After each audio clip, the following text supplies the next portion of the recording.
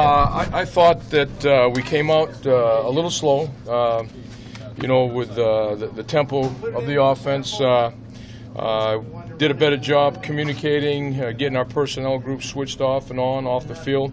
Hit a little bit of a stride. I thought the third quarter was pretty good. I think they had, I don't know what they had, but I thought we got into a little bit of a rhythm. And I wish that we had cleaned it up at the end. We had a couple miscommunications right there at the end, and that's going to be critical at some point in time in the season, but glad it happened tonight. If it had to happen, and there'd be something to work on, obviously, to get that straightened out. Without being able to look at film, how do you feel like Kyron Williams did tonight? Like you said, without being able to, watch film, I know there were a couple things early on that didn't go well. That he was out of position on a couple things, but I thought between he and Aaron Williams, playing the whole game, tempo offense, and not having Nate and Tony did a great job. Also, Kalu, being at the nickel. We spent most of our time with Aaron at the nickel and Kalu outside. So I just thought chemistry-wise, we did a pretty good job this week coming along with that, and because there's a lot of stuff again with communication, and the up tempo even brings that more to light. But I'd say by and large, I'm hoping when we watch film that he was in the right place when he needed to be, and I think that was the case. I think that's what we'll see. What was on his shoulders, just in terms of, it looked like he was one of the guys communicating a lot. Yeah, well, he had his shoulder pads on his shoulders, but well, that's just it.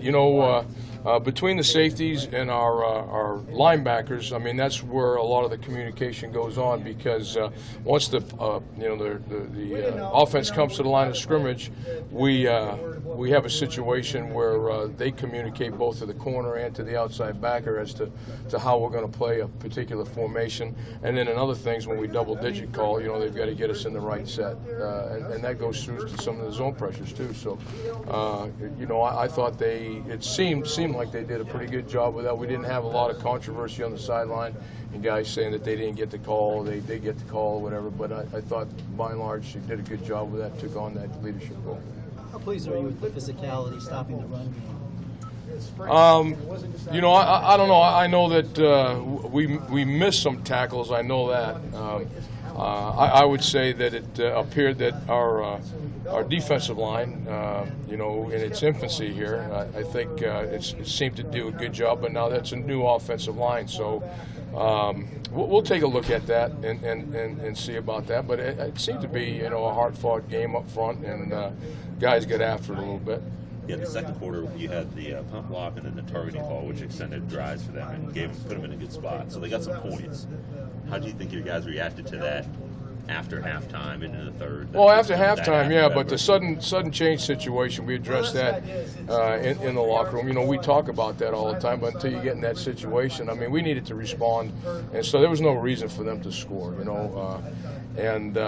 Again, we'll look at that, and again, hopefully that's something we won, right? And it's always better to, correct your errors in that situation. So again, we've got to address it, take action on it, and make sure that those things don't crop up again. How do you think you guys handled the emotion of this game? With Sam Foltz? Well, I just think that each one of these guys carries a piece of Sam along with him. He had such a profound effect on each individual on this team. It's kind of an interesting situation. I've never been in that situation where a punter has such an influence from a leadership standpoint on an entire team. When we're out there in June and they're doing their change of direction cone drills and things like that, Sam's one of the ones that's barking at guys and leading by example, and just a real good friend, a real good teammate, great person, excelled on the field. I mean, he was there with us, and I'm sure he will be all season. What's the initial impression on Lamar Jackson, how he played tonight? I thought, from where Lamar can be, I thought, he was tentative. He's been like that a little bit in practice, but again, true freshman. Even though you're not playing one of the top 5 teams or something in the nation. It's still a football game at Division I level with the usual Nebraska sellout crowd, and you wonder what goes on in a guy's mind like that other than just football. But I thought he handled that well. I thought he listened. He picked up the pace of play as time went by.